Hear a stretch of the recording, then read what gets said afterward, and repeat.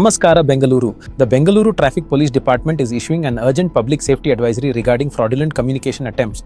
We want to clearly warn you about ongoing scam activities targeting innocent individuals. Scammers are impersonating traffic police personnel through phone calls and messages. Their tactics include falsely claiming you owe traffic fines, presenting fabricated traffic violation footage, offering fake insurance or registration services, attempting to extract personal information, creating fictitious hit and run scenarios. So, these are some critical safety instructions for everyone to follow. Do not respond to unsolicited communications or click on suspicious links. Make sure to not download any unknown attachments. Do not share personal or financial information and never make any unauthorized payments.